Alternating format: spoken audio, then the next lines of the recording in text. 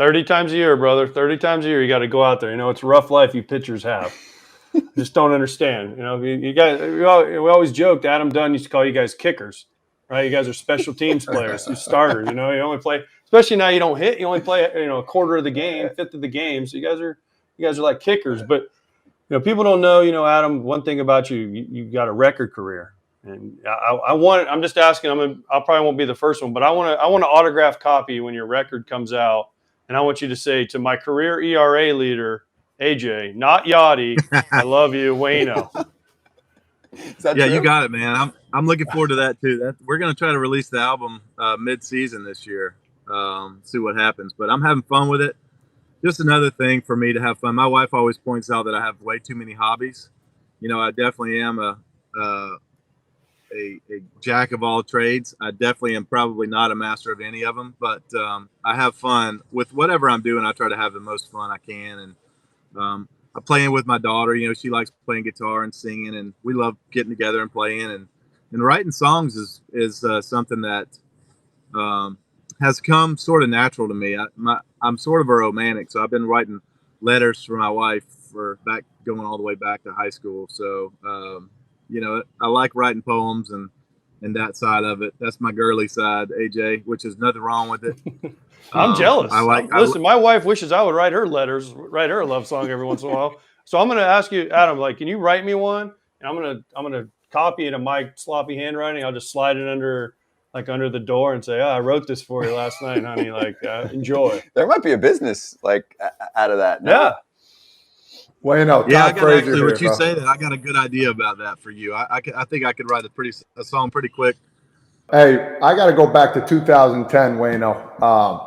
Since I wasn't with the team yet, I was still in AAA, but I got to go back to the Yadier Phillips thing, man. I think the Cincinnati fans want to hear about this a little bit. I can see the smile on your face. I want to get in a little more detail about this to fully understand.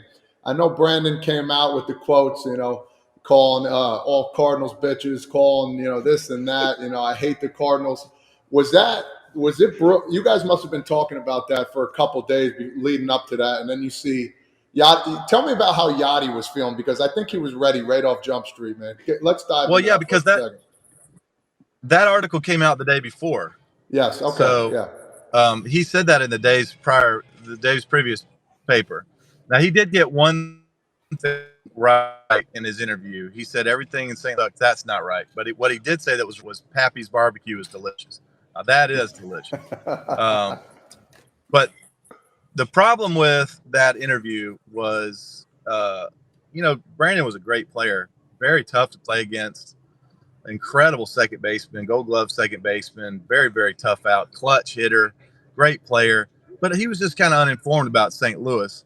And I think, I think one thing that everyone can understand is having hostility towards the guys you're competing against, especially against the really good teams that you're really grinding against, the ones that are fighting with you for that playoff spot to see who goes from your division. I mean, if you like the other team you're competing against every day, we need to have a conversation on my team. That's not right. You shouldn't like the other team you're going to war against. But that shouldn't have anything to do with the city itself. I mean, anyone who's played in St. Louis knows that our city's fans don't suck. Our fans are amazing. They get baseball better than any place I've been. I'm a little biased, but I do think they get baseball better than anywhere I've played. And I played in them all, so I've seen it all. We just didn't like the nerve it took to say that in a paper, and then go and tap the shin guard of the guy, that is the most feisty player on the team. What do you expect to happen? You know what I'm saying?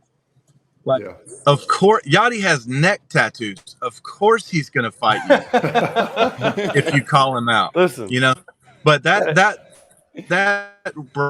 brawl itself was wild because there was so much going on.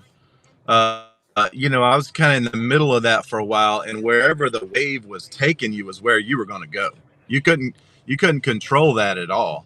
You were just going with it. You were going with the flow. And it almost died down before it started. It almost died down. Everything was kind of calming down. And then my old teammate, Chris Carpenter, comes flying in off the top ropes, yelling at Dusty Baker. And then Scott Rowland sees his friend, Chris Carpenter, going crazy, and he tries to stop it. But when people see Scott going for Chris, they feel like they're going to go fight each other. And so it was all out panic, and you saw Cueto kick in and all things, and Chris gets up against the net. Unfortunately, somebody did get hurt bad from that. Jason LaRue never played another baseball game from that brawl. But, that's intense. When you get out there, I know all y'all have been in those brawls before. When you get into the middle of them, that scrum is a little stronger than you think. You can't really control the action a whole lot.